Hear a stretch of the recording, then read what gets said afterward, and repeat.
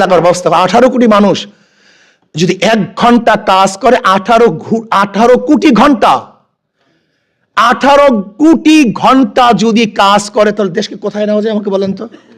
1 ঘন্টা যদি কাজ করি আমরা, 1 ঘন্টা 18 কোটি ঘন্টা কাজ হয়, কিন্তু আমরা কাজে লাগাতে পারি না।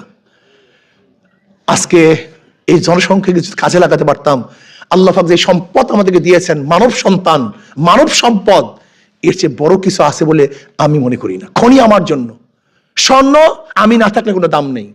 আমি মানুষ আসি তো স্বর্ণের দাম, আমি না থাকলে ডায়মন্ডের কোনো দাম নাই। আমি আসি বিদায় ডায়মন্ডের দাম, আমি আসি বিদায় তৈলের খনির দাম, সে আশরাফুল মখলুকাতের কোনো দাম নেই। আসুন না আমরা সম্মিলিতভাবে এই দেশটাকে গড়ার চেষ্টা করি।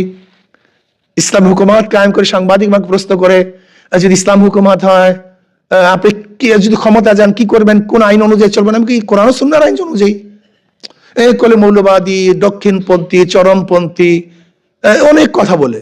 আমি বললাম, সেকুলারিজম বিজয় হলে আপনার মধ্যে প্রশ্ন থাকে না, কমিউনিজম বিজয় হলে আপনার মধ্যে প্রশ্ন আসে নাই, ডেমোক্রেসি বিজয় হলে আপনার মধ্যে প্রশ্ন আসে নাই, ইসলাম বিজয় আপনার মধ্যে এত প্রশ্ন আসে কেন?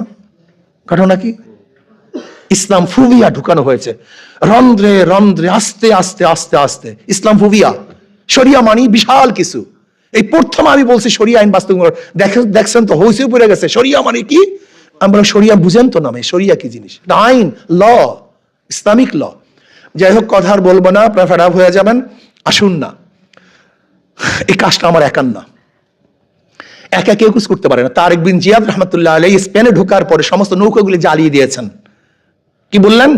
তোমাদের পথ দুইটা, হয়তো শত্রুদের সাথে মোকাবেলা করবে, শহীদ হয়ে শহীদের মর্যাদা পেয়ে দুনিয়া থেকে বিদায় হবা, আর একটা হলো কি, কাপুরুষের মতো নদীতে ঝাঁপ দিয়ে মারবা।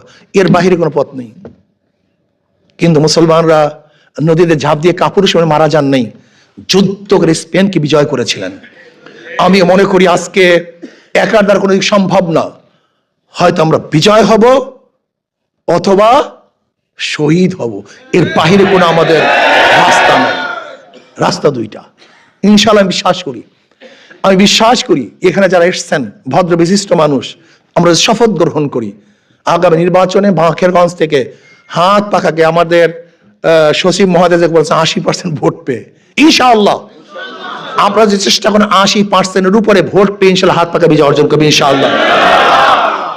একটু চেষ্টা লাগবে, সাধনা, ওয়াজাহিদু ফিল্লাহি হাক্কা জিহাদি। আমার কোনো ফায়দা নেই, বিশ্বাস করবেন কিনা, এই যে ট্যাক্স মুক্ত গাড়ি, আচ্ছা আমি ট্যাক্স মুক্ত গাড়ি দিয়ে কি করবো? আমি তো চিন্তা করছি ট্যাক্স মুক্ত গাড়ি, যে ট্যাক্সের পয়সা